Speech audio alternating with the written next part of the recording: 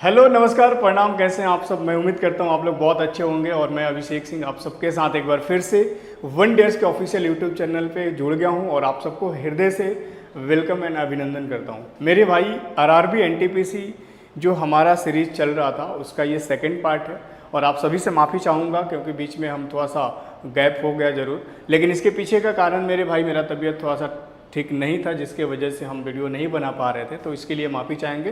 पर देर से ज़रूर आया है हमारा सेट, पर ये बहुत आपको हेल्प करेगा आपके एग्ज़ाम में। और ये लिख करके ले लो कि पेपर में जो क्वेश्चन छपने वाले हैं वो यही से छपने वाले हैं। तो उम्मीद करते हैं कि आप सब बहुत अच्छे से पूरे मूड के साथ, तैयारी के साथ आप पूरा एकदम जोश और जुनून में हमारे साथ जुड़े होंगे। और फिर हम करते हैं शुरुआत आज के क्लास का। तो एक बात फिर से मैं बोल दूं कि आज के जो ये सेशन है और इसके बाद जितने भी आरआरबी एनटीपीसी के लिए सेट हम देंगे वो आपके एग्ज़ाम के लिए बहुत बहुत इंपॉर्टेंट है मेरे भाई, बहुत बहुत इंपॉर्टेंट है। क्योंकि यहाँ से ही क्वेश्चन आपके एग्ज़ाम में छपेगा।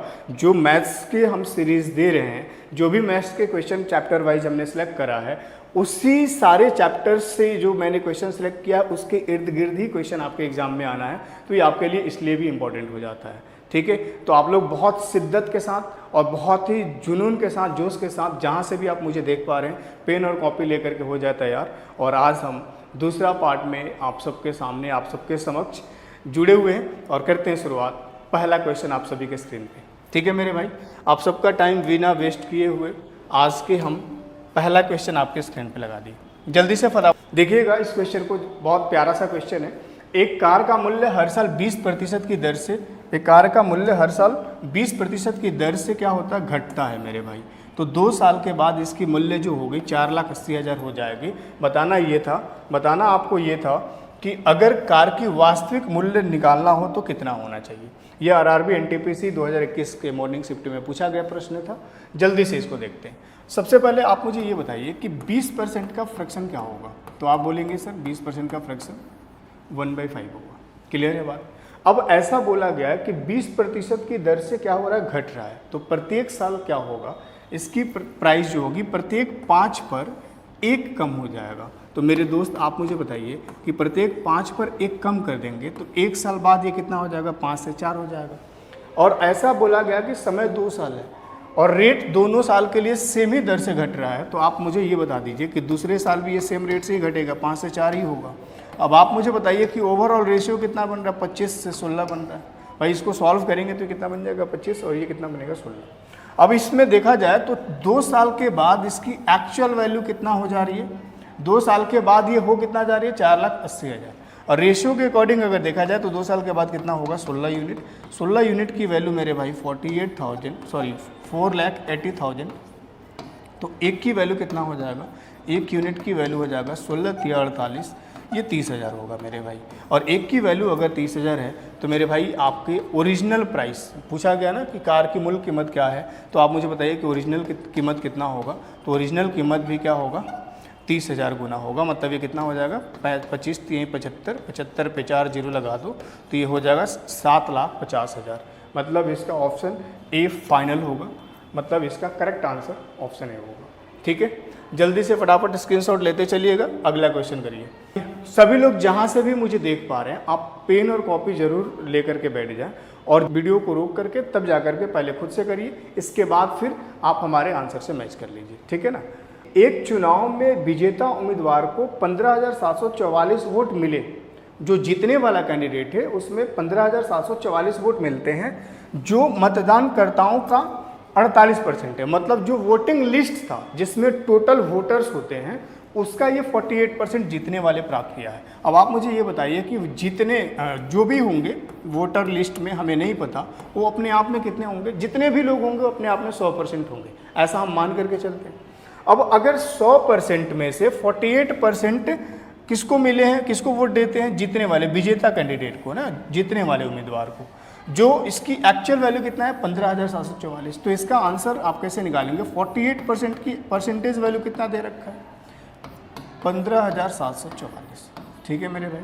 अब इसको काट लीजिए, इसको काटिएगा, 4 से काट लेते, 4 से ये कट जाएगा, 12 चौक 48 और 4 से इसको काटिएगा, 4 3 12, 3 37 हो जाएगा, 4 9 36, ये हो जाएगा आपका 14, फिर से 4 से 3 बार में और 4 से 4 छक 24, और इसको 12 से अगर काटें हम तो 1% की वैल्यू कितना निकल करके आएगा, 12 तिहाई 36, 3 33 बच जाएगा, मतलब 12 दूनी 24, और यहाँ पे 24 6 30 9 12 8 96, मतलब 1% की वैल्यू कितना आ जाएगा 328। अगर भाई 1% की वैल्यू 328 है तो हमें क्या पूछा गया था, हमसे पूछा गया था 100% की वैल्यू नहीं पूछा गया। देखो आपसे पूछा ये गया था कि एकमात्र अन्य उम्मीदवार ने मतदानकर्ताओं का 22% प्राप्त किया, जो हारने वाले कैंडिडेट है वो कितना 22% प्राप्त किया है।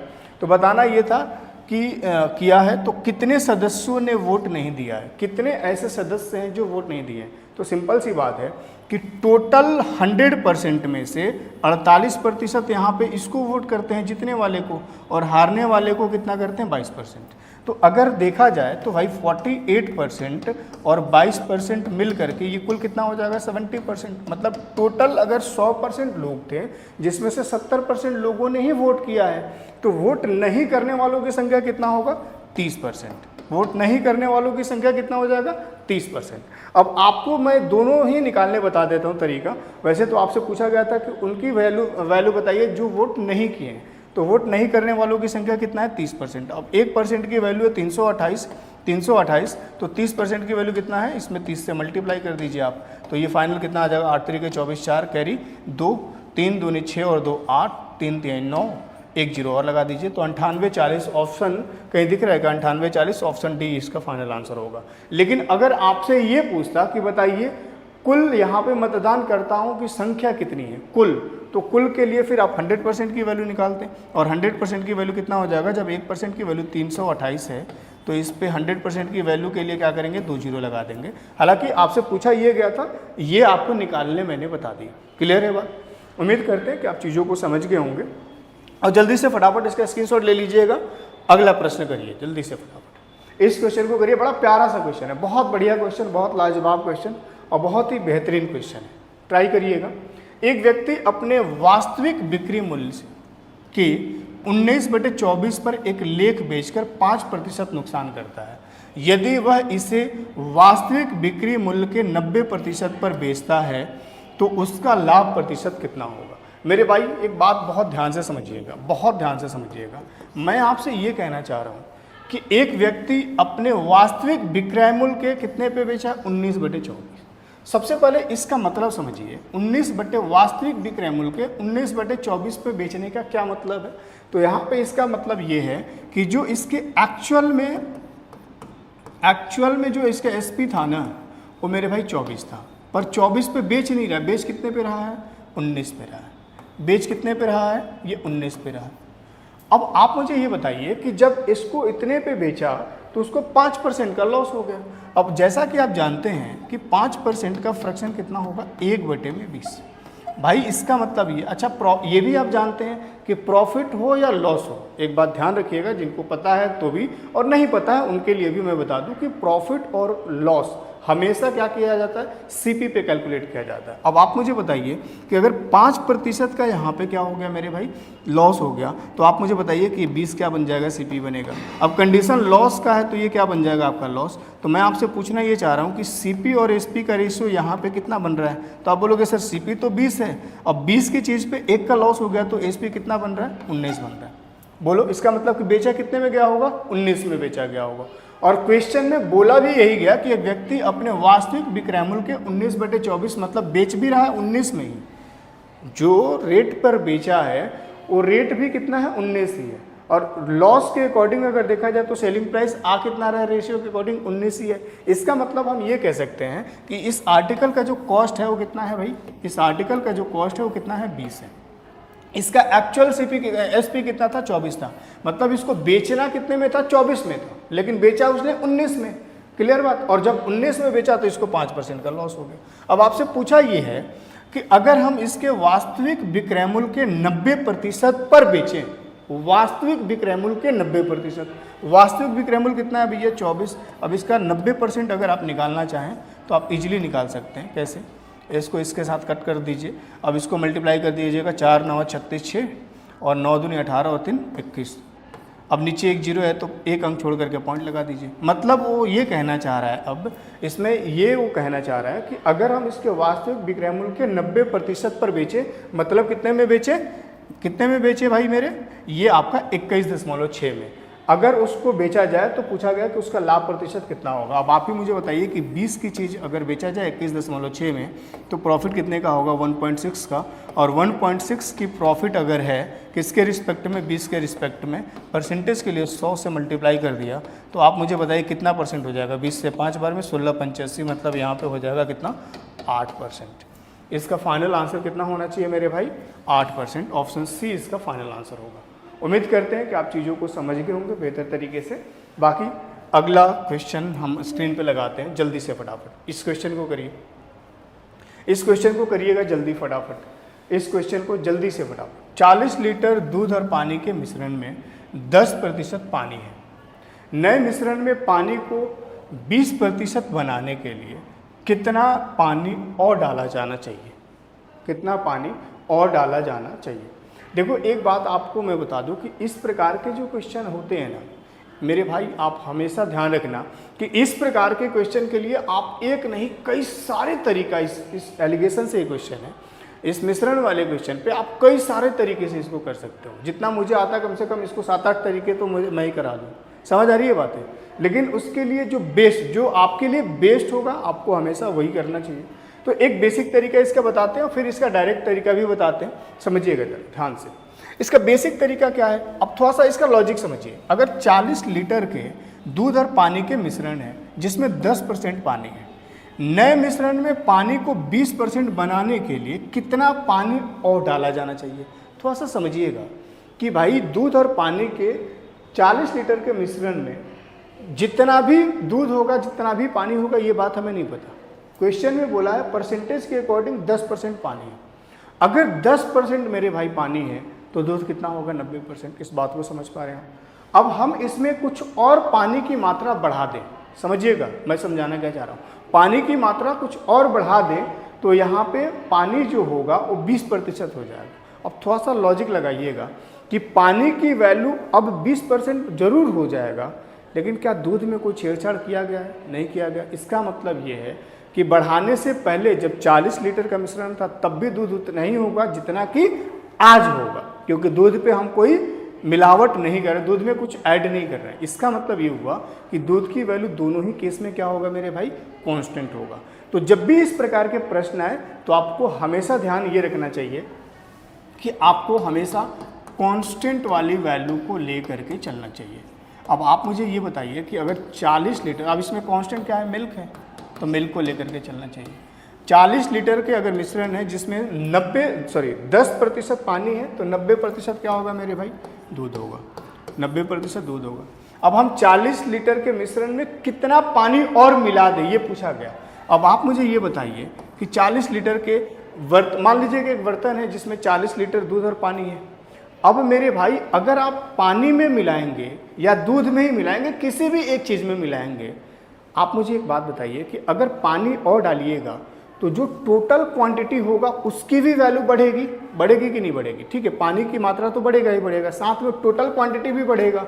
तो इसका मतलब कि अब पहले 40 था, अब कितना बढ़ करके हो जाएगा ये हमें नहीं पता। हम ये मान लेते हैं कि के लीटर पानी इसमें मिलाया जाएगा, तो अब जो होगा इसमें दूध जो होगा, सॉरी मिश्रण जो होगा 40 + के हो जाएगा। अब जो इसमें मिश्रण होगा, के लीटर मान लो पानी हमने मिला दिया, तो मिश्रण जो होगा वो कितना हो जाएगा, 40 + के। अब मेरे भाई इसके बाद 20% पानी हो जाता है। अब इस मिश्रण में अगर 20% की पानी है तो क्या 80% दूध होगा, बोलो हाँ या ना। अगर इतनी सी बात आप समझ पा रहे हैं तो क्या ये बात भी मैं कह सकता हूँ कि ये दूध की वैल्यू दोनों ही केस में सेम होगा, क्योंकि दूध में तो हमने कोई मिलाया नहीं है। अब इसको सॉल्व कर लीजिए, 100 से 100 कट गया और ये हो जाएगा 0 से 0, 8 से काटिएगा 5 बार में, ये कितना होगा 9 × 5 = 45 और ये हो जाएगा 40 + के की वैल्यू कितना है, के की वैल्यू आ गई 45, सॉरी के की वैल्यू आ गई आपका यहाँ पे 45 में 40 माइनस करिएगा तो आ जाएगा 5 लीटर। तो इसका मतलब कि कितना पानी मिलाया जाना चाहिए मेरे भाई, 5 लीटर। ऑप्शन बी इसका फाइनल आंसर होगा। लेकिन सीखने आए हैं आप, प्रैक्टिस भी करने आए हैं आप, इसके साथ में सीखने भी आए तो एक और तरीका सीखे जो आपके लिए बेहतर होगा। जल्दी से इसको और कैसे किया जा सकता है। जब भी इस प्रकार के क्वेश्चन आए और ये इस कॉन्सेप्ट का ये मतलब आप ये कह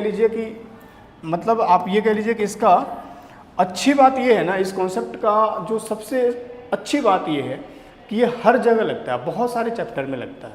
तो इसके साथ सिर्फ इस पे ही नहीं काम करेगा, ये तरीका जो अभी समझाने जा रहे हैं ये हर एक चैप्टर में लगेगा, चाहे वो प्रॉफिट एंड लॉस हो या प्रॉफिट परसेंटेज हो। बात समझ में आ रही है नहीं आ रही है, ध्यान से समझिएगा। बस आपको ध्यान क्या रखना है, यहाँ पे कांस्टेंट क्या रहेगा, मिल्क, तो आपको मिल्क लेकर के करना है। अगर यहाँ पे कांस्टेंट पानी होता तो हम लोग पानी लेकर के करते। अब आप मुझे एक बात बताइए, यहाँ पे 10% पानी है तो 90% मिल्क होगा, बोलिए हाँ या नहीं। और नए मिश्रण में अगर 20% पानी हो जाएगा तो कहीं ना कहीं 80% क्या होगा भैया, दूध होगा। अब इसको कैंसिल आउट कर लें, रेशियो बना लें, तो आप मुझे बताइए कि यहाँ पर रेशियो कितना बन रहा है, 9:8। अब जो भी मेरे भाई रेशियो आएगा ना, आप इस रेशियो को उल्टा कर देना। अब यहाँ पे रेशियो उल्टा हो जाने का मतलब ये कि ये पहले 8 था, अब कितना हो गया, 9। अब ये जो रेशियो निकल करके आता है, ये किसका रेशियो आता है, क्वांटिटी रेशियो आता है। किसका आता है मेरे भाई, क्वांटिटी रेशियो आता है। अब आप मुझे ये बताइए, इसका मतलब ये हुआ कि पहले हमारे पास टोटल क्वांटिटी दूध और पानी का कितना था, दूध और पानी का टोटल क्वांटिटी कितना था, 8 था, बाद में कितना हो गया, 9। अब इसकी एक्चुअल वैल्यू तो 40 लीटर का था। अब आप मुझे बताइए कि अगर 8 बराबर 40 के, तो आप मुझे ये बता दीजिए कि एक की वैल्यू कितना होगा, 5 लीटर की। और यहाँ पे पहले अगर मिश्रण 8 था, बाद में हो गया 9, तो कितना बढ़ गया मेरे भाई, 1 बढ़ गया। अब 8 बराबर 40, तो 1 की वैल्यू कितना आ जाएगा, 5 लीटर। उम्मीद करते हैं ये बात समझ गए होंगे आप। ऐसे भी कर सकते हैं, या इसका और भी एक तरीका है, ध्यान से देखना। आप ये देखो 40 लीटर का मिश्रण है ना, ये भी आप शॉर्ट तरीके से ऐसे भी कर सकते हो। 40 लीटर की मिश्रण है। अब आप मुझे बताइए कि यहाँ पे पानी कितना है, 10 है। अब अगर ये पानी 10 है और हम मिला करके 20 बनाना चाह रहे हैं, तो हमने मिलाया कितना होगा, 10%। अब इसका मतलब ये है कि इसको 10 से मल्टीप्लाई कर दो, ठीक है, बात खत्म। अब आप मुझे ये बताइए कि यहाँ पे अगर 20% पानी लास्ट में मिलाने के बाद बच रहा है, तो फिर दूध इसका कितना होगा, दूध इसमें 80% होगा। 80 से डिवाइड कर दो, बात खत्म, है ना। 40 से 2 बार में और 2 से कितने बार में, 5 बार, 5। ये इसका फाइनल आंसर होगा। मतलब इसका ये है कि जब भी आपको करना है तो यहाँ पे कांस्टेंट वाले वैल्यू को लेकर के ही करना। अब जैसे यहाँ पे ही हमने किया, तो यहाँ पर 80 से डिवाइड करने का मतलब हम 80 का मतलब हम दूध वाले वैल्यू को ही लेकर के डिवाइड करें। भाई 20% अगर पानी हो जाएगा तो 80% ही क्या होगा, आपका मिल्क होगा। उम्मीद करते हैं कि चीज़ें समझ में आ गई होगी। बाकी अगला क्वेश्चन लगाते हैं आपके स्क्रीन पे, जल्दी से फटाफट इस क्वेश्चन को करिएगा। ये भी बड़ा प्यारा सा क्वेश्चन है, जल्दी से करिएगा। देखिएगा इस प्रकार के क्वेश्चन को कैसे करते हैं। एक निश्चित राशि 4 वर्ष में 54,000 हो जाती है और 7 वर्ष में 59,582 हो जाती है। यदि ब्याज वार्षिक रूप से चक्रवृद्धि है तो ब्याज का वार्षिक दर प्रतिशत क्या होगा। अब आप मुझे एक बात बताओ, अगर कोई प्रिंसिपल, मान लो यहाँ पे मेरे भाई प्रिंसिपल हमने P मान लिया, ठीक है। अगर कोई प्रिंसिपल कितना था ये बात नहीं पता है, 4 साल के बाद किसी एक रेट से ये 54,000 हो जाता है। ऐसा क्वेश्चन में बोला गया है, 4 साल के बाद ये 54,000 हो जाता है, ठीक है।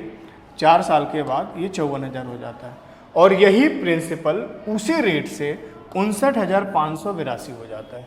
यही प्रिंसिपल उसी रेट से 7 साल में 59,582 हो जाता है। तो एक बात आप हमेशा ध्यान रखिएगा मेरे भाई, कि आप मुझे ये सबसे पहले तो ये बता दो कि अगर ये 4 साल में इतना हो रहा है और उसी ब्याज दर से ये 7 साल में इतना हो रहा है, तो कहने का मतलब ये है कि भाई इसको 54,000 से 59,582 होने में क्या मात्र 3 साल का समय लगा होगा। आप समझ पा रहे हैं इस बात को। जहाँ से भी देख पा रहे हैं आप यस और नो का जवाब जरूर दीजिएगा, अपने मन में दीजिएगा लेकिन जरूर दीजिएगा। तो क्या ये बात मैं ये कह सकता हूँ कि अब एक क्वेश्चन हमारे पास इतना रह गया कि कोई एक 54,000 के प्रिंसिपल है और ये 3 साल बाद 59,582 हो जाता है। क्वेश्चन बस इतना ही रह गया, बहुत बढ़िया। अब देखो दोनों ही केस में रेट अगर सेम है तो यहाँ से भी रेट वही निकलेगा जो रेट यहाँ पे शुरुआती में लगा होगा, क्योंकि रेट ऑफ इंटरेस्ट तो चेंज हो नहीं रहा है। दूसरी बात और समझिएगा, एक कॉन्सेप्ट होता है मेरे भाई कि अगर कोई प्रिंसिपल, समझिएगा कोई प्रिंसिपल मान लो 2 साल में ये अमाउंट हो गया कुछ 2 साल में, और हमें रेट निकालना होता है, तो सीधे सीधे हम क्या करते हैं पता है, अगर ये कोई प्रिंसिपल 2 साल में P से A हुआ है तो हम इस पर सीधे सीधे स्क्वायर रूट लगा देते हैं। एक कॉन्सेप्ट आप सभी पढ़े होंगे, नहीं पढ़े हैं तो जान जाइए। अगर ये प्रिंसिपल P से A हो गया, मतलब कोई प्रिंसिपल P से A मतलब अमाउंट हो गया और ये 3 साल में हुआ है, तो मेरे भाई यहाँ पे हम क्या कर देते हैं, क्यूब रूट लगा देते हैं। उसी प्रकार से अगर ये प्रिंसिपल P से A हुआ है 4 साल में, ये 3 साल में, ये 4 साल में, तो यहाँ पे क्या लगा देते हैं हम लोग, 4th रूट लगा देते हैं। मेरे दोस्त मेरे भाई यहाँ पे ज़रा ध्यान से देखना कि समय कितना था, 3 साल, इसका मतलब कि हमें यहाँ पे क्यूब रूट लगा देना चाहिए। लेकिन यहाँ पे एक बात और ध्यान रखिएगा कि हमेशा जब भी ऐसा कंडीशन होगा तो स्क्वायर, अगर समय 2 साल होगा तो स्क्वायर रूट, 3 साल होगा तो क्यूब रूट, 4 साल होगा तो फोर्थ रूट लगाइएगा। लेकिन उसके साथ साथ में ये भी ध्यान रखिएगा कि अगर ये 3 साल में इतने से इतना हो रहा है तो क्या ये किसी का क्यूब बन रहा है। भाई अगर आप यहाँ पे क्यूब रूट लगाएंगे तो आप मुझे ये बताइए कि क्या यहाँ पे ये क्यूब बन रहा है कि नहीं, ये भी देखना बहुत ज़रूरी है, क्योंकि अगर ये क्यूब नहीं बन रहा होगा तो ये क्यूब रूट से बाहर निकलेगा ही नहीं। तो इसके लिए इसको क्यूब भी होना बहुत ज़रूरी है। अगर 2 साल में इतने से इतना हुआ है तो ये किसी का स्क्वायर होना बहुत ज़रूरी है। अगर 4 साल में इतने से इतने हुआ है तो किसी का ये पावर 4 होना बहुत ज़रूरी है, तभी तो आप उसको रूट से बाहर निकालेंगे। अब यहाँ पे मुझे दिख रहा है ना कि 54,000 किसी का भी क्या होता है, क्यूब नहीं होता है। तो इस केस में मेरे भाई आपको क्या करना होता है, सिंपली इसको सिंप्लीफाई करिए, और सिंप्लीफाई आप इसको तब तक करिए जब तक ये क्यूब में कन्वर्ट ना हो जाए। तो मैंने यहाँ पे देखा कि अगर 2 से काट दूंगा 27 बार में ना, तो 27,000 का 2 गुना 54,000 होता है, और 27,000 जो होता है ये 30 का क्यूब बन जाता है। एक बात और मैं बता दूं आपको कि अगर यहाँ से ये चेक करना होगा कि ये किसका क्यूब बनता है या कितने से काटेंगे तो क्यूब बन जाएगा, ये हमेशा चैलेंजिंग हो जाता है। इसलिए आपको हमेशा क्या करना होगा, आपको हमेशा प्रिंसिपल वाले सेक्शन को ही क्या करना है, उसको काट करके मन में चेक कर लीजिएगा, क्योंकि प्रिंसिपल वाली वैल्यू जो होती है वहाँ से थोड़ा इसके तुलना में तो हमेशा ईजी होगा। क्लियर है बात। अब मैंने यहाँ पे 2 से ही काटा तो 27,000 मुझे दिख गया क्या, ये 30 का क्यूब बनेगा। अगर इधर क्यूब 30 का बन गया तो डेफिनेटली ये तय है कि इधर भी ये क्यूब बनेगा जो भी आएगा। अब 2 से काटेंगे तो 2 से 2 दूनी 4, बचा कितना 19, 2 9 18, फिर से 15, 2 7 14, 1 2 9 18, 1 29,791। अब आप मुझे ये बताइए कि अगर ये बनेगा, इस पे हमने क्यूब रूट लगा दिया, सबसे पहले तो ये देख लो क्यूब रूट लगा दिया। अब ये बनेगा 30 का क्यूब। अब 30 का क्यूब अगर 27,000 है और 27,000 के ये नियर अबाउट ही है, और इसके यूनिट डिजिट अगर 1 है, तो इसका मतलब कि ये जो क्यूब बनेगा वो कितना मेरे भाई 31 का बनना चाहिए। ठीक है, क्योंकि एक अगर यूनिट डिजिट आ रहा है तो एक लास्ट में इसका क्या होना चाहिए, एक ऐसा नंबर होगा जिसके यूनिट डिजिट क्या हो, 1 हो, तभी तो उसका क्यूब करेंगे। तो भाई यहाँ पे इसकी वैल्यू 1 आएगी। समझ आ रही है बात है। तो यहाँ पे नियर अबाउट 31 होना चाहिए। अब कोई प्रिंसिपल 30 से 31 हो जाए तो इसमें 1 का इंटरेस्ट मिल गया, और 1 का इंटरेस्ट वो भी 30 के रिस्पेक्ट में मेरे भाई। अब इसको सिंप्लीफाई कर दो, परसेंटेज के लिए 100 से मल्टीप्लाई कर दो, जो आएगा वही आपका आंसर होगा। 0 से 0 कट गया, 10/3 मतलब 3 होल 1/3%, ये इसका फाइनल आंसर होगा। ठीक है, तो इसका ऑप्शन सी करेक्ट आंसर होगा। जब भी इस प्रकार के प्रश्न आए तो आपको क्या करना है, यही चेक करना है। बस चेक करने में जो भी वक्त लग जाए कि किसका स्क्वायर या किसका क्यूब बनता है, इसके अलावा इसमें और कुछ नहीं करना होता है। उम्मीद है कि आप समझ गए होंगे। जल्दी से अगला क्वेश्चन पे चलते हैं। ये भी बड़ा प्यारा सा क्वेश्चन है, ये भी बहुत बड़ा प्यारा सा क्वेश्चन है, सिंपल इंटरेस्ट से क्वेश्चन है। देखिएगा, 5,000 की राशि को हमने 2 भाग में इस प्रकार बांट दिया कि 4 सही 1/5 वर्षों में 6 सही 2/3% प्रति वर्ष के ब्याज दर पर पहले भाग पर जो साधारण ब्याज है, ये दूसरे भाग पर 4% प्रति वर्ष के ब्याज दर 2 सही 3/4 वर्ष के लिए साधारण ब्याज 2 गुना है। मतलब इसका ये है, वो इतना लंबा चौड़ा कहने का मतलब बस ये है कि कि पहला जो इसका ब्याज होगा ना, पहले प्रिंसिपल पर जो ब्याज होगा P1 पे और P2 पे, ठीक है ना, इस 5000 को दो भाग में बांटा है। पहले को इतने समय के लिए इस रेट पे और दूसरे को इतने समय के लिए इस रेट पे। तो ऐसा बोला गया कि पहला भाग जो है ये दूसरे की क्या है, दोगुना है। सबसे पहले तो इंटरेस्ट निकाल लेते हैं। इंटरेस्ट कैसे निकालते हैं, P into R into T, P into R into T. तो यहाँ पे हमने पहले को मान लिया P1, भाई 5000 को दो भाग में बांटा P1 और P2 के रूप में। अब आप मुझे बताइए कि यहाँ इसके लिए समय कितना था, 5 के 20 और 21 बटे में 5, ठीक है मेरे भाई। और यहाँ पे क्षेत्रीय 18 दो 20 बटे 3। हम यहाँ से परसेंटेज को क्या कर देते हैं, हटा देते हैं, ठीक है, क्योंकि परसेंटेज यहाँ से भी कट जाएगा। या अगर आपको लगता है कि नहीं रख लीजिए तो मैंने रख लिया, चलिए भाई। अब आप मुझे बताइए दूसरे भाग को इसने 4% पे करा है इतने समय के लिए, तो समय यहाँ पे कितना है, P into R into T, ठीक है भाई, P इंटू आर कितना है 4%, टी कितना है भैया, तो यहाँ पे 4 दूनी 8 और 3 11 बटे 4। अब ऐसा बोला गया कि ये पहला भाग जो है ना ये दूसरे का 2 गुना है। अगर ये पहला जो है दूसरे का ये 2 गुना है, इसका मतलब कि मुझे इधर 2 से मल्टीप्लाई करना होगा तभी ये बराबर हो सकता है। क्लियर है बात। बाकी इसको सिंप्लीफाई कर लीजिए, परसेंट से परसेंट कट जाएगा और इसको काटिएगा तो 4 से 4 कट जाएगा और इसको काटिएगा तो 5 से 4 कट जाएगा और ये हो जाएगा आपका 3 से 7 बार में कट जाएगा और कुछ कट रहा है, हाँ 2 से 2 बार में कट रहा है।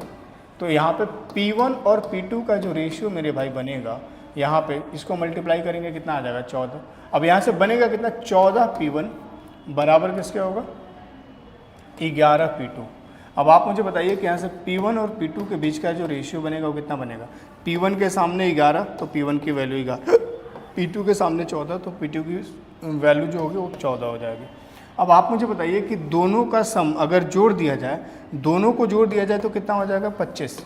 क्या ये 25 एक्चुअल में 5000 के बराबर था भाई? इसी को तो 2 पार्ट में बांटा था ना हमने 11 और 14 के रेशियो में, तो टोटल कितना था 25 और 25 बराबर है 5000 के, तो एक बराबर कितने का होगा 200 के। अगर एक बराबर है 200 के तो बताना क्या था, दोनों भागों के बीच का अंतर क्या होगा। अब इन दोनों भाग के बीच का अंतर कितना है भैया 3 यूनिट, और 1 यूनिट बराबर 25 बराबर 5000, तो 1 की वैल्यू 200, 3 की वैल्यू कितना हो जाएगा 600, और यही इस प्रश्न का फाइनल उत्तर होगा, मतलब ऑप्शन बी इसका करेक्ट आंसर होगा। उम्मीद करते हैं कि आप चीज़ों को समझ गए होंगे और जल्दी से अगला क्वेश्चन, इस क्वेश्चन को करिए। ये भी प्यारा सा क्वेश्चन है और इस टाइप के क्वेश्चन निरंतर बार बार आपके एग्जाम में देखने को मिलता है और लगभग हर एक एग्जाम में ये देखने को मिलता है, ठीक है ना। अब यहाँ पे देखिएगा जरा, ये भी सिंपल इंटरेस्ट से क्वेश्चन था प्यारा सा। एक निश्चित ब्याज दर से 4 वर्षों में 8800 की धनराशि 12000 हो जाती है। यदि ब्याज की दर को 3% अधिक कर दिया जाए, यदि ब्याज की दर को 3% अधिक कर दिया जाए तो ये 7 वर्षों के अंत में मिश्रधन क्या होगा। अब आप थोड़ा सा यहाँ पे ध्यान से समझिएगा, कोई एक 8800 की धनराशि है, 8800 की धनराशि ये 4 वर्षों में 12000 हो रही है। मेरे भाई ये 12000 तो हो रही है, 12000 तो हो रही है कितने साल में मेरे भाई 4 साल। अब आप मुझे ये बताइए कि 4 साल में ब्याज कितना लगा होगा भैया, तो यहाँ पे इसमें देखा जाए तो 4 साल का जो ब्याज होगा वो कितना हो जाएगा 3200, मतलब 8800 के प्रिंसिपल में 4 साल का ब्याज 3200 लग गया, तो ये हो गया कितना 12000। अब आप मुझे ये बताइए कि 4 साल का जो ब्याज होगा, 4 साल का मेरे भाई ब्याज जो होगा वो 3200 है, और आप ये मुझे बताइए कि 1 साल का फिर ब्याज कितना होना चाहिए, 1 साल का ब्याज कितना होना चाहिए 4 8 32 800। अब हम ऐसा क्यों कर रहे हैं, तो आप समझिएगा मेरी बात। आपसे क्या पूछा गया कि मिश्रधन कितना होगा। भाई आप थोड़ा सा ध्यान से देखना कि हमारे पास प्रिंसिपल के रूप में कितना है 8800, अगर 1 साल का ब्याज 800 है, हम अभी ये मान के नहीं चलते हैं कि यहाँ पे 3% बढ़ाया गया है, हम ये मान लेते हैं कि ब्याज दर सेम है। अगर ब्याज दर सेम होता तो आप मुझे ये बताइए कि 1 साल में अगर ब्याज 800 का है तो 7 साल में ब्याज कितने का होगा मेरे भाई, 7 साल में कितने का होगा 5600 का होगा। भाई बोलो बोलो हाँ या ना। तो इसका मतलब ये है कि प्रिंसिपल तो 8800 है, 7 साल बाद ब्याज अगर इतना लग जाता तो कुल मिश्रधन कितना हो जाता भाई, जोड़ देते इसको। लेकिन एक चीज़ और ऐड करना पड़ेगा, क्या, यहाँ पे 3% ना रेट ऑफ इंटरेस्ट बढ़ाया गया है। अगर 3% रेट ऑफ इंटरेस्ट बढ़ाया गया है मेरे भाई, तो हर साल सिंपल इंटरेस्ट आपको पता है कि हर एक साल रेट ऑफ इंटरेस्ट क्या होता है, अगर रेट ऑफ इंटरेस्ट सेम है तो ब्याज दर सेम होता है, अगर रेट ऑफ इंटरेस्ट सेम है सॉरी तो ब्याज सेम होता है। अब आप मुझे ये बताइए कि अगर हर साल 3% बढ़ाया गया होगा तो 7 साल में ऐसे 3 करके 21% बढ़ा होगा। बोलो हाँ या ना। ये 21% बढ़ा किसका होगा, तो प्रिंसिपल का होगा। भाई 21% इसका कितना होगा, तो अंतिम से 2 अंक छोड़ करके अगर हम पॉइंट लगा देते हैं तो 1% की वैल्यू कितना आ गया, 88। अगर 1% की वैल्यू 88 है तो 21% की वैल्यू निकालने के लिए 21 से मल्टीप्लाई कर दीजिए। ये कितना हो जाएगा, 8 दूनी 16 और 8 कितना 24, 4 कैरी कितना 2, और फिर ये 8 दूनी 16 और 2 18, 16 और 2 18 कितना 1848। तो इसको जब जोड़ेंगे 1848 तो ये आपका इसका 21% हो जाएगा। जो यहाँ पर रेट ऑफ इंटरेस्ट बढ़ा है, इसके बढ़ने की वजह से कितना और ब्याज अधिक मिलेगा, 1848। अब जोड़ दीजिए 8 4 8 8 16 6 22 2 कैरी 2, 8 5 13 और 1 14 और 2 16, 16,248 कहीं दिख रहा है क्या, ऑप्शन ए दिख रहा है। तो इसका फाइनल आंसर मेरे भाई 16,248 होगा। समझ आ रही है बातें। उम्मीद करते हैं कि आपको समझ आ गई होगी, और थोड़ा भी कहीं दिक्कत हो तो आप ज़रूर एक बार वीडियो को फिर से जाइए, पीछे करके देखिए, समझ जरूर आएगा। ठीक है, और एक बार बताइएगा ज़रूर कमेंट सेक्शन में कि हमारा मेहनत आपको कैसा लग रहा है, कैसा कैसा क्वेश्चन हमने रखा है, कितना बेहतर लेवल के क्वेश्चन रखा है, और कितना ये आपको मदद कर रहा है। मेरे भाई अगर थोड़ा भी आपको लगता है तो आप ज़्यादा से ज़्यादा ज़रूर शेयर करिएगा, और उन सब तक ये वीडियो ज़रूर पहुँचाइएगा जिन लोगों का RRB NTPC का पेपर है, या जो लोग भी गवर्नमेंट जॉब की तैयारी करते हैं, ताकि उनका भी आपके साथ साथ में भला हो सके। आइएगा जल्दी से फटाफट। 2 जहाज, बड़ा प्यारा सा क्वेश्चन है ये, हाइट एंड डिस्टेंस से है, देखते हैं। 2 जहाज समुद्र में एक लाइट हाउस के दोनों ओर चल रहे हैं। लाइट हाउस की चोटी का ऊंचाई कोण 2 जहाज से क्रमशः 30 डिग्री और 45 डिग्री का है। यदि लाइट हाउस की ऊंचाई 90 मीटर की है तो दोनों जहाज़ों के बीच की दूरी कितनी होगी, ये बताना है। ये RRB NTPC 3 अप्रैल को शिफ्ट 1 में पूछा गया था। ठीक है ना। अच्छा, इसमें ईयर डालना भूल गए। ठीक है, बात समझ आ रही है। आइए देखिए मेरे भाई, इस क्वेश्चन का मतलब ये है कि 2 जहाज हैं, जैसे यहाँ पे समझिएगा, ये 2 जहाज हैं। ठीक है, और ऐसा बोला गया कि 2 जहाज समुद्र के एक लाइट हाउस के दोनों ओर चल रही है। जैसे मान लीजिए कि एक लाइट हाउस है, ये लाइट हाउस है। जैसे एक घर है तो इसकी ऊंचाई कुछ ना कुछ होगी, हमें नहीं पता। अब घर तो यहाँ बना नहीं सकते, तो थोड़ा सा इमेजिन करिएगा। ये लाइट हाउस है और इसके दोनों ओर 2 जहाज चल रही है। ऐसा बोला गया कि लाइट हाउस की चोटी का ऊंचाई कोण 2 जहाज़ों से 30 डिग्री और 45 डिग्री का। यहाँ से जो इसकी चोटी जो है, जो एंगल बना रहा है जहाज से, वो कितना 30 डिग्री और 45 डिग्री। अब आप मुझे एक मिनट थोड़ा सा रुकिएगा।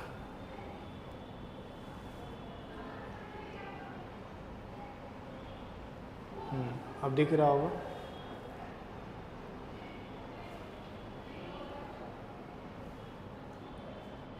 चलिए, अब दिख रहा है। अब आप मुझे एक बात बताइए कि मेरे भाई अगर मैं इसको मिला दूं तो एक एंगल बन रहा था 30 डिग्री का और एक एंगल बन रहा था 45 डिग्री का। ठीक है, अब हमने यहाँ पे क्या कर लिया, थोड़ा सा यहाँ पे समझना कि अगर यहाँ देखा जाए तो अपने पास 2 राइट एंगल ट्रायंगल बना। बोला ये है कि लाइट हाउस की ऊंचाई जो है 90 मीटर की है, मतलब ये जो ऊंचाई है ये 90 मीटर की है। अब थोड़ा सा मैं दोनों ट्रायंगल को अलग करना चाहूँगा, बहुत ध्यान से समझिएगा।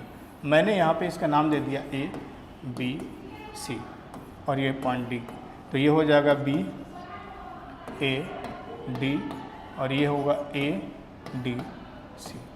मेरे भाई एक बात बताइए कि अगर ये 30 डिग्री का है, अगर आपको नहीं पता है तो जान जाइए। यहाँ पे मैं एक छोटा सा कॉन्सेप्ट बता देता हूँ, बहुत प्यारा सा कॉन्सेप्ट है। अगर राइट एंगल ट्रायंगल में कोई भी एक एंगल, ये भी हो सकता है ये भी हो सकता है, अगर ये 30 डिग्री है तो नो डाउट ये 60 डिग्री होगा। तो एक बात ध्यान रखिएगा कि 60 के सामने वाली जो साइड होती है वो √3 होती है, 30 के सामने वाली साइड कितना 1 होती है, और जब यहाँ पे पाइथागोरस आप लगाते हो तो ये कितना बन जाता है, 2 बन जाता है। भाई पाइथागोरस लगाओगे ना, परपेंडिकुलर का स्क्वायर प्लस बेस का स्क्वायर, तो 1 + 3 कितना हो जाएगा 4, स्क्वायर रूट के अंदर होगा, बाहर निकालोगे 2 हो जाएगा। एक बात और ध्यान से समझिएगा कि राइट एंगल ट्रायंगल में ये वाला एंगल तो 90 का होगा ही, अगर कोई इसमें एक एंगल 45 का होगा तो ये भी एंगल 45 का बन जाएगा। और इसके 45 होने से एक फ़ायदा ये होगा कि दोनों एंगल बराबर हो जाएगा, और जब दोनों एंगल बराबर होगा तो इसके अपोजिट ये और इसके अपोजिट ये दोनों साइड भी क्या होंगे, आपस में समान अनुपात में होंगे। मतलब यहाँ पे रेशियो कितने का होगा, 1:1 का होगा। तो बस आपको ये ध्यान रखना होगा। हाइट एंड डिस्टेंस के लिए ये रामबाण है। हाइट एंड डिस्टेंस का ये कह लीजिए कि माता है, पिता है, सब कुछ है, यार है, प्यार है, दोस्त है, मित्र है, सब कुछ है। समझ आ रही है बात है। अब आप मुझे ये बताइए कि अगर ये 30 है तो अभी मैंने आपको समझाया कि 30 के सामने वाली साइड कितना होगी, 1 होगी। अगर ये वाला एंगल 45 है तो 45 के सामने वाली साइड कितना होगी, 1 होगी। इसका मतलब ये है कि इस केस में अगर देखा जाए तो दोनों ही केस में ये 1:1 बन रहा है, तो मुझे इस रेशियो में बराबर करने की कोई ज़रूरत नहीं है। अब अगर ये 30 है तो ये 60 होगा, तो इसका मतलब कि ये कितना होगा, √3 होगा। और ये 45 है तो ये भी 45 होगा, इसका मतलब कि ये क्या होगा, 1 हो जाएगा। मैं आपको ये इसलिए बताना चाह रहा हूँ। अब आपसे पूछा क्या गया था, ध्यान से देखिएगा, दोनों जहाज के बीच की दूरी। मेरे भाई दोनों जहाज, एक जहाज यहाँ चल रही है, एक जहाज यहाँ चल रही है, तो दोनों जहाज के बीच की दूरी क्या है, यही तो है BC, मतलब BD + DC। अब BD कितना है आपका, √3, और DC कितना है, 1।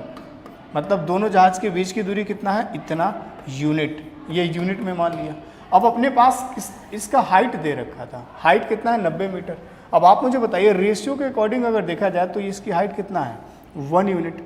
अगर ये बताइए कि 1 यूनिट की वैल्यू 90 मीटर की है मेरे दोस्त, 1 यूनिट बराबर है 90 मीटर के, तो √3 + 1 यूनिट किसके बराबर होगा, 90 × √3 + 1, और ये इसका फाइनल आंसर हो जाएगा। समझ आ रही है बात है। अगर 1 यूनिट बराबर है 90 मीटर के तो इतना की वैल्यू कितना होगा, इतने से मल्टीप्लाई कर दीजिए 90 से, बात खत्म। तो यहाँ पे कोई ऑप्शन में दिख रहा है 90 × √3 + 1 मीटर, ये ऑप्शन बी इसका फाइनल आंसर होगा। उम्मीद करते हैं कि आप समझ गए होंगे। अगर थोड़ा सा भी कोई दिक्कत हो तो एक बार वीडियो को शुरुआत से फिर से देखिए।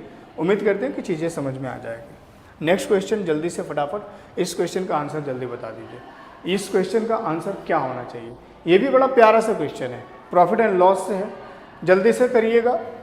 मैं समझाता हूँ, देखो आप ध्यान से देखो इधर, मैं समझाता हूँ। एक व्यापारी ने अपनी 3/4 वस्तु 20% के लाभ पर और शेष लागत मूल्य पर बेच देता है। मेरे भाई अपने 3/4 वस्तु, 3/4 है ना, 3/4 वस्तु को 20% के लाभ पे बेचा है। 3/4 का मतलब 3/4। सबसे पहले तो इनका ना कॉस्ट प्राइस निकालना बहुत ज़रूरी है। तो एक बात ध्यान रखिएगा, कभी भी इस प्रकार के प्रश्न आए ना तो मैं आपको एक सलाह दूंगा कि आप जो यहाँ पे आर्टिकल देख रहे हैं ना, इसी को आप क्या मान लीजिए, कॉस्ट प्राइस भी मान लीजिए। मान लीजिए कि अगर उसने 4 आर्टिकल खरीदा है तो 4 रुपये में खरीदा है, 10 आर्टिकल खरीदा है 10 रुपये में खरीदा है, 5 आर्टिकल खरीदा है 5 रुपये में खरीदा है, 100 आर्टिकल खरीदा है 100 रुपये में खरीदा है। इससे अपने को 2 फायदा होता है। एक तो साथ साथ में हम लोग उसके आर्टिकल भी निकाल रहे होते हैं, और उसके साथ साथ में हम लोग उसके कॉस्ट प्राइस और सेलिंग प्राइस भी निकाल रहे होते हैं। कहने का मतलब ये है कि अगर उसने 3/4 भाग को बेचा है तो इसका मतलब हम ये मान लेते हैं कि टोटल उसने परचेज कितना किया था, 4, जिसमें से बेचा कितने, 3। बेचा कितने, 3 को बेच दिया। तो भाई 3 को बेचने से पहले कुछ खरीदा भी तो होगा, तभी तो इसका प्रॉफिट निकाल पाओगे। तो हम यही बताना चाह रहे हैं कि इसका जो कॉस्ट होगा, हम इसके कॉस्ट को मान लेते हैं कि अगर टोटल उसने 4 खरीदा है तो 4 को इसने 4 रुपये में ही खरीदा होगा, 4 को इसने 4 रुपये में ही खरीदा होगा। क्लियर है बात। अब 3 को बेच दिया तो बेचा कितने में होगा, 3 को ही बेचा 3 है। अगर 4 को 4 रुपये में खरीदा गया तो 1 को 1 रुपये में खरीदा गया होगा, तो 3 को कितने में खरीदा गया होगा, 3 रुपये में खरीदा गया होगा। अब आप मुझे ये बताइए कि कहीं ना कहीं इसका कॉस्ट प्राइस भी वही सेम बन रहा है, तो बराबर मान लेने से फ़ायदा ये हो जाता है कि आपको बार बार कैलकुलेट करने की ज़रूरत नहीं पड़ती। मैं ये समझाना चाह रहा हूँ कि बस आपको यहाँ पे क्या कर देना है, कॉस्ट प्राइस और आर्टिकल सेम रखना है। अब आप मुझे ये बताइए कि अगर कैलकुलेशन को आसान करने के लिए मैं यहाँ पे एक एक जीरो लगा दूँ तो क्या कोई दिक्कत है? रेशियो तो तब भी 3/4 ही रहेगा। अब हम ये आपको समझाना चाह रहे हैं कि टोटल उसने खरीदा 40, जिसमें से बेच दिया कितने, 30। अब बेचा कितने में, 20% के लाभ पे। अब 30 को खरीदा 30 रुपये में और बेचा 20% के लाभ पर, तो मेरे भाई 20% के लाभ पर बेचने का मतलब कि इसका 20% कितना होगा, 6। तो इसको 6 बढ़ा करके बेच दिया जाएगा, तो कितने में बेचा जाएगा, 36 में बेचा जाएगा। अब आप मुझे ये बताइए, बाकी जो बचा हुआ है ना, उसको बोला गया कि शेष को लागत मूल्य पर ही बेच देता है। इसका मतलब ये है कि अगर 40 में से 30 बेच ही दिया है तो बचा कितना है, 10, और 10 को लागत मूल्य पर बेच देता है मेरे दोस्त। तो इसका मतलब कि 10 को खरीदा कितने में था, 10 ही में ना। अगर 40 को खरीदा 40 में, मैंने बोला ना कि आर्टिकल और सीपी सेम रख लेना। अगर 40 को खरीदा 40 रुपये में तो 10 को 10 ही में खरीदा होगा। अगर उसने कॉस्ट प्राइस पर बेचा तो 10 का जो कॉस्ट प्राइस होगा वो 10 ही होगा, मतलब 10 को 10 ही में बेच दिया। तो ओवरऑल इसने कितना कुल कमाया, 46 रुपया। लगाया कितना था, 40, कमाया कितना, 46। प्रॉफिट कितने की, 6 की प्रॉफिट 40 के रिस्पेक्ट में परसेंटेज के लिए 100% से मल्टीप्लाई कर दीजिए। 20 से 2 बार में, 20 से 5 बार में, 2 से 3 बार में, 5 से 15%, यही इसका फाइनल आंसर होगा। उम्मीद करते हैं कि चीज़ों को आप समझ गए होंगे। जल्दी से फटाफट अगला क्वेश्चन करिएगा, बहुत ही प्यारा, बहुत ही लाजवाब। जल्दी से बताओ, जल्दी से इस क्वेश्चन का आंसर कितना होगा, इस क्वेश्चन का आंसर कितना होगा, जल्दी से फटाफट। 80 लीटर दूध और पानी के एक मिश्रण में दूध और पानी की मात्रा का अनुपात 7:3 है। 7:3 है। इस अनुपात को 2:1 बनाने के लिए कितने लीटर पानी मिलाया जाना चाहिए?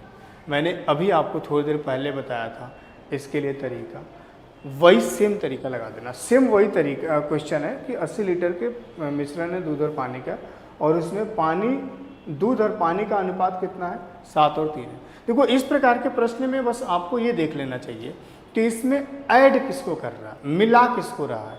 अब आप मुझे ये बताइए कि इसमें बोला ये गया कि इस अनुपात को 2:1 बनाने के लिए कितना लीटर पानी मिलाया जाना चाहिए। भाई, अगर दूध और पानी का मिश्रण है तो इसका मतलब ये है कि इसमें मिलाया क्या जा रहा होगा। अगर मिलाया जा रहा पानी तो इसका मतलब कि दूध की वैल्यू सेम होगा। तो आपको क्या रखना है ध्यान, कि जो वैल्यू कांस्टेंट होगी उसी को मान के कर लेना है। अब आप मुझे ये बताइए दोस्त कि अगर इसमें दूध और पानी का अनुपात 7 और 3 है, मतलब इसमें दूध कितना है, 7, और पानी कितना है, 3। तो आप मुझे इतनी सी बात बताइए कि दूध अगर 7 है तो कुल कितने में से है, 10 में से। 10 में से 7 क्या है, दूध पहले था, बाद में इसमें और कुछ पानी मिलाया गया, तो पानी मिलाने के बाद इसमें जो दूध और पानी का अनुपात हो गया वो कितना हो गया, 2:1। इसका मतलब कि अभी भी यहाँ पे दूध कितना है, 2, टोटल कितने में से, 3 में से। अब यहाँ पे आपको इस बात को जरूर ध्यान रखना है कि कांस्टेंट क्या रहने वाला, इसीलिए आप #कांस्टेंट लगा देना। कांस्टेंट क्या है भैया, मिल्क। अब इसका मतलब कि हम लोग मिल्क को लेकर के कर रहे हैं। सबसे पहले यहाँ से रेशियो निकाल लीजिए, 3 7 21 और ये हो जाएगा 20, 21 और 20, ठीक है ना। रेशियो निकाल लीजिए। अब मैंने क्या बोला था कि जो रेशियो इनके पर रेट में होगा आप उसको जस्ट उल्टा कर लीजिएगा, तो ये कितना हो जाएगा, 20, और ये कितना हो जाएगा, 21।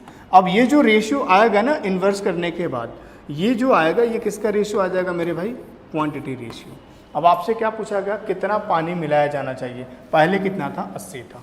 अब आप देखिए जरा कि ओवरऑल क्वांटिटी का मतलब इसमें ये जो 20 और 21 आपको दिख रहा है, इसमें दूध और पानी दोनों है।